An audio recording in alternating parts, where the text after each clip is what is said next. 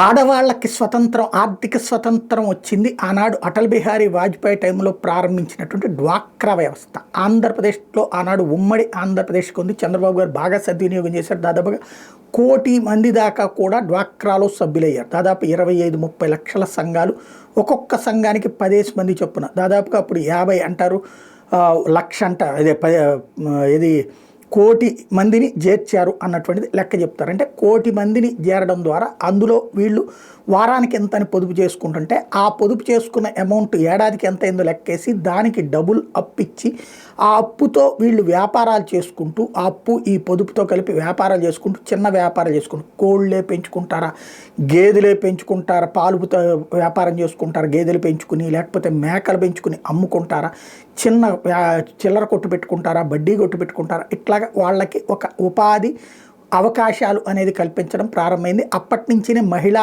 ఆర్థిక స్వాతంత్రం గ్రామ ప్రాంతాల్లో విపరీతంగా పెరుగుతూ వచ్చింది.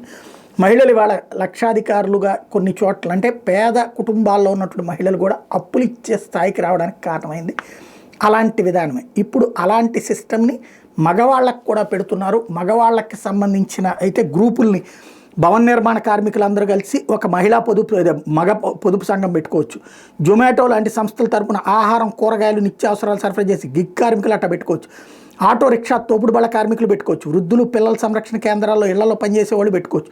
వీధుల్లో చెత్త సేకరించే కార్మికులు కూడా పెట్టుకోవచ్చు. ఇట్లాగ పెట్టుకున్నటువంటి వాళ్ళందరితోకి కూడా ఒక్కో సంఘంలో గరిష్టంగా 5 సభ్యులు ఉండాలి. ప్రతి నెలా సమావేశం ఒక్కో సభ్యుడు కనిష్టంగా 100 రూపాయలు చొప్పున పొదుపు చేయాలి. 3 నెలల తర్వాత పొదుపు మొత్తం మీద 6 రెట్లు లేదా 1,50,000 రూపాయల దాకా రుణాన్ని బ్యాంకులు ఇస్తాయి. అట్లాగే రుణం మొత్తాన్ని సభ్యులు తమ వృత్తి, కుటుంబ అవసరాలకు ఉపాధి మెరుగుపరచడానికి వినియోగించుకోవచ్చు. సభ్యులు సకాలను బ్యాంకు రుణం తిరిగి చెల్లిస్తే దానికి డబ్బులు ఇస్తారు. ఇప్పుడు డ్వాక్రా వాళ్ళు 20 లక్షలు, 30 లక్షలు కూడా గ్రూపులు తీసుకుంటున్నాయి డబ్బులు, అంటే సకాలంలో చెల్లించడం వల్ల. అట్లా భవిష్యత్తులో జరిగే అవకాశం ఉంది. వాళ్ళు ఒకవేళ చెల్లించలేకపోయినా బ్యాంకు వాళ్ళే చెల్లించేసినట్టుగా రాసేసి మళ్ళీ ఇస్తుంటారు.